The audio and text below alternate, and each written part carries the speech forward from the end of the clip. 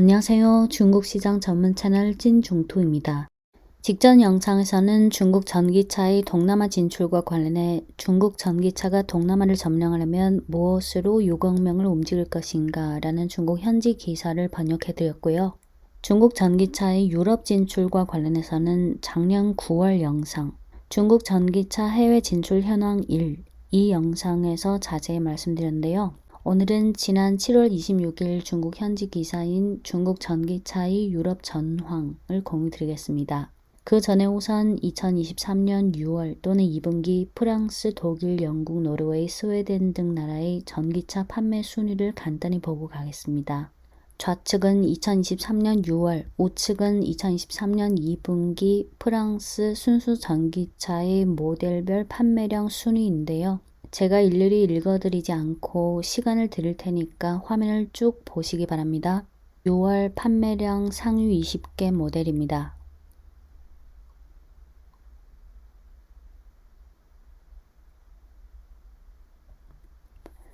우측은 2분기 기준,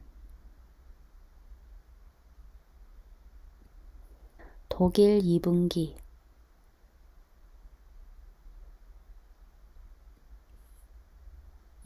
그룹별. 이어서 좌측은 영국, 우측은 노르웨이, 그리고 스웨덴.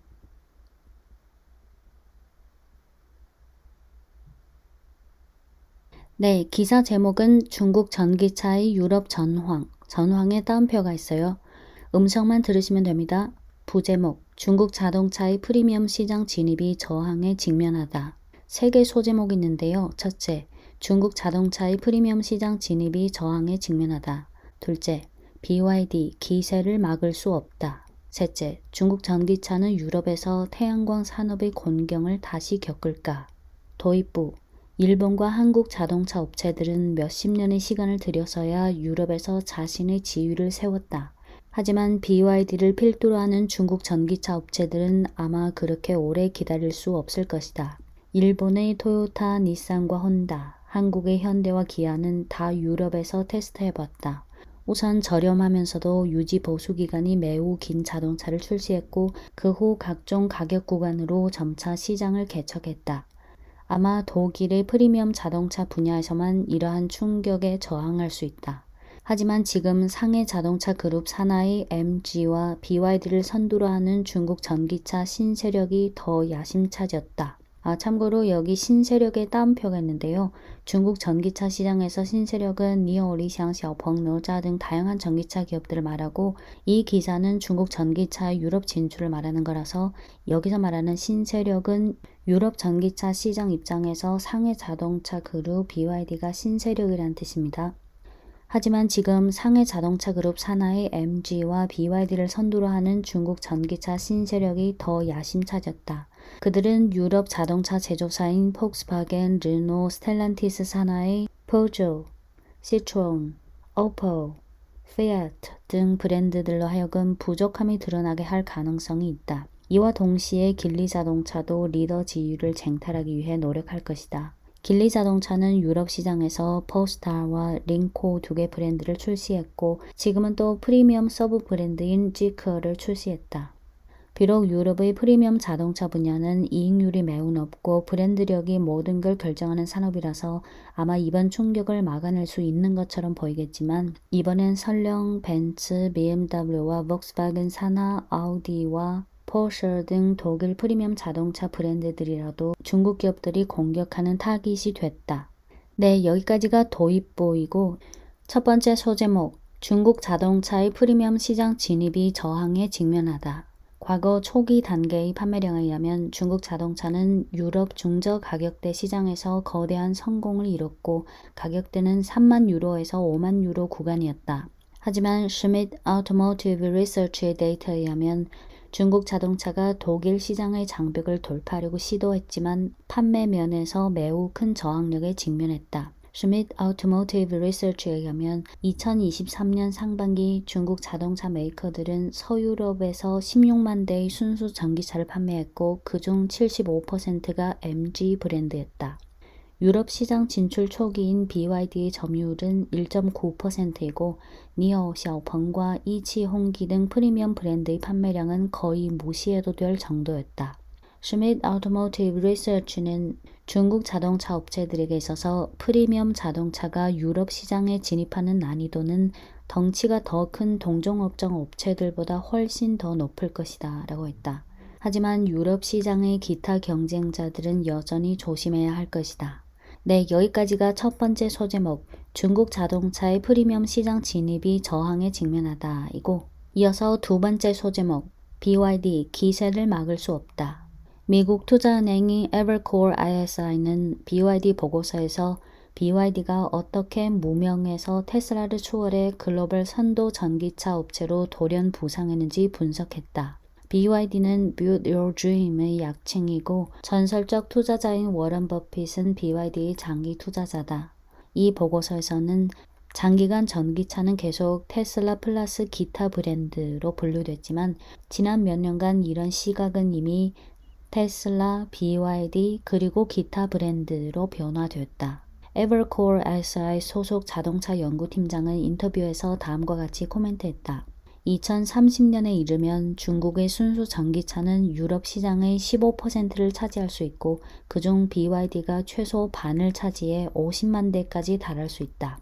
중국은 일반 가격대 전기차 분야에서 선두 지위에 있고 BYD는 순수 전기차와 플러그인 하이브리드에서 글로벌 선두 기업이다. 지금 유럽에서 해야 할 질문은 중국 기업들이 언제 시장을 차지하고 몇 %의 시장을 차지할지이지 유럽 시장을 차지할 수 있는지 여부가 아니다. 이 보고서에서는 또 BYD는 지금 유럽과 신흥 시장에서 확장하고 있고 글로벌 전기차 중저 가격대에서 강대한 경쟁자다. BYD의 성장은 놀랍다. 매출액이 2018년에 약 200억 달러에서 2022년에 약 630억 달러에 달했다. BYD는 거액의 이익을 얻었는데 2022년 총이익률은 테슬라 가격 인하 후의 수준에 해당됐다라고 분석했다. BYD는 어떻게 이런 발전을 이룰 수 있었는가? 보고서에서는 이렇게 분석했다. BYD는 아마 우주에서 수직 계열화 수준이 가장 높은 자동차 제조사일 것이다. 칩과 소프트웨어부터 배터리까지 모든 걸 그룹 내부에서 완성할 수 있다. 수요 면에서 BYD는 다양한 제품을 공급하고 있다. $10,000에서 $15,000 가격대의 입문급 중국 전기차에서 중간 가격대의 세단과 SUV, 거기다 $100,000 이상의 고성능 스포츠카와 프리미엄 모델까지 없는 것이 없다. BYD는 최근 영국에서 세후 38,990파운드의 아토3를 출시했다. 콤팩트형 SUV 외에 BYD는 또 사이즈가 좀 작은 돌핀, 돌고래 모델을 출시할 것이고 올해 하반기 좀 늦은 시기에는 테슬라 모델 3과 경쟁하는 CU, 바닥표범 U를 출시할 예정이다. 이 외에 BYD는 또 가격대가 높은 스포츠형 세단인 한과 7석 대형 SUV 당도 출시했다. 미국 월가 투자은행 Bernstein Research는 다음과 같이 분석했다. 기존의 전통 업체들이 BYD의 도전 실력을 인지할 때가 되면 유럽 자동차 업체들의 자만심은 그리 오래가지 못할 것이고 중국에는 BYD 외에 다른 자동차 메이커들도 있다는 건 말할 것도 없다. 하지만 독일 자동차의 프리미엄은 브랜드 파워의 보호를 받을 것이다. 유럽 자동차 메이커들은 여전히 후발주자는 20여 년이 걸려야 유럽에서 안정적인 발판을 구축할 수 있다고 생각하고 있다. 하지만 이런 생각은 그들 중 많은 사람들로 하여금 테슬라와 중국 메이커들이 가져다주는 리스크를 저평가하게 할 수 있다고 우리는 우려하고 있다. 여기서 우리는 그 미국 월가 투자은행 Bernstein Research를 말해요. BYD가 유럽에서 판매할 돌핀, 돌고래와 CEO, 바다 표범의 가격은 4만 유로 이하가 될 것인데 이렇게 되면 BYD는 폭스바겐, 르노, 스텔란티스 그리고 볼보의 신모델인 EX30과 정면으로 경쟁하게 될 뿐만 아니라 동시에 유럽 시장에서 테슬라 모델 3의 시장 점유율을 약화시킬 가능성도 있다. 유럽 시장에서 유럽 프리미엄 브랜드는 브랜드력과 기술력에 힘입어 BYD로부터 받게 될 위협이 비교적 작을 것이다 라고 코멘트했다. 네, 여기까지가 두 번째 소제목 BYD 기세를 막을 수 없다 이고, 이어서 세 번째 소제목 중국 전기차는 유럽에서 태양광 산업의 곤경을 다시 겪을까? 그동안 EU는 계속 국민들로 하여금 순수 전기차를 구매하도록 강요해서 질책도 많이 받았다. 하지만 그들은 유럽 자동차 메이커들은 중국 메이커들과의 경쟁에서 열세에 있다는 점을 인지하지 못했다. 유럽 메이커들이 특별히 보호를 받는 것은 아니다. 하지만 저가 시장에서 점유율이 더 높은 프랑스 메이커들은 영향을 크게 받았다. 프랑스 메이커들은 중국 기업들이 덤핑 또는 불공평한 가격으로 전기차를 판매한 행위가 있는지 조사하도록 EU에 호소했다. 독일 자동차 연구소 CAR의 책임자는 이렇게 말했다.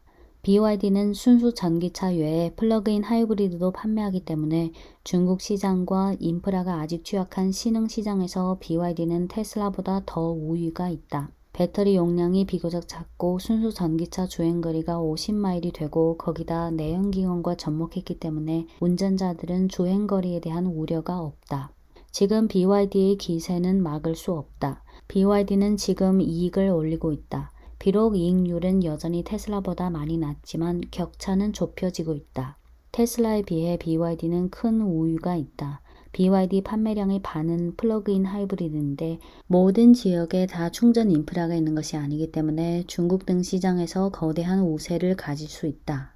지금은 전기차 시장에서 테슬라와 BYD의 경쟁이다. 토끼와 거북이와 좀 유사한데 BYD는 거북이인 것 같다.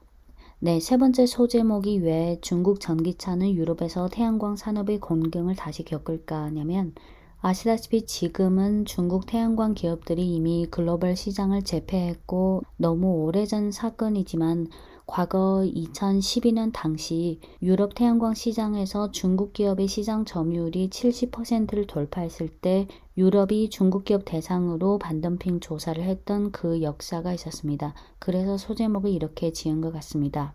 네, 이상 찐중투였습니다.